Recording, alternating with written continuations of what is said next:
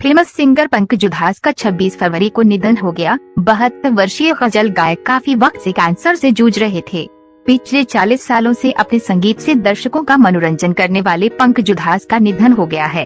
उनकी बेटी नायाब उधास ने पिता के निधन की पुष्टि की है।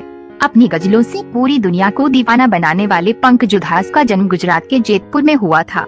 पीएम नरेंद्र मोदी ने याद की पंकज उधास से अपनी मुलाकात। पीएम नरेंद्र मोदी, अमित शाह, योगी आदित्यनाथ सहित कई राजनेताओं ने पंकज उधास के निधन पर गहरा दुख जताया है। पीएम नरेंद्र मोदी ने एक्स पर मैसेज लिखा, हम पंकज उधास जी के निधन पर गहरा दुख जताते हैं, जिनकी सिंगिंग में कई तरह इमोशन होते थे। उनकी गजलें सीधे मन से आत्मा से बात करती थीं। वह भारतीय संगीत के एक प्रकाश पुंज थे, जिनकी धुनें कई पीढ़ियों से उतनी ही पॉपुलर थीं। मुझे बीते कुछ सालों में उनके साथ हुई अपनी मुलाकातें याद है। उन्होंने आगे लिखा, पंकज उधास के जाने से म्यूजिक इंडस्ट्री में एक खालीपन महसूस होगा, जिसे कभी नहीं भरा जा सकेगा।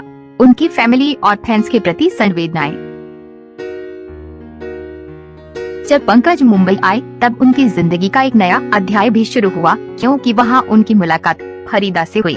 उस वक्त पंकज उधास अपनी ग्रेजुएशन की पढ़ाई कर रहे थे और फरीदा एक केयर होस्टेस थी। पंकज के पड़ोसी ने इन दोनों की पहचान कराई थी। दोनों में अच्छी दोस्ती हुई और ये दोस्ती प्यार में तब्दील हो गई। दोनों एक दूसरे पर अपना दिल हार बैठे, लेकिन आगे का रास्ता दोनों के लिए आसान नहीं था। पंकज उधास हिंदू थे और फरीदा मुस्लिम। पंकज के परिवार को इस रिश्ते से कोई आपत्ति नहीं थी, लेकिन फरीदा के परिवार को ये रिश्ता कबूल नहीं था। लेकिन पंकज उधास ने हार नहीं मानी।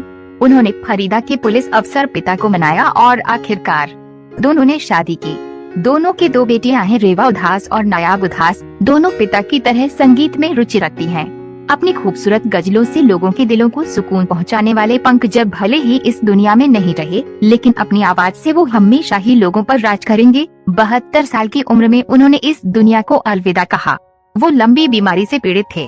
उनकी छोटी बेटी नायाब उधास ने अपने पिता के निधन की खबर सोशल मीडिया पर शेयर की है।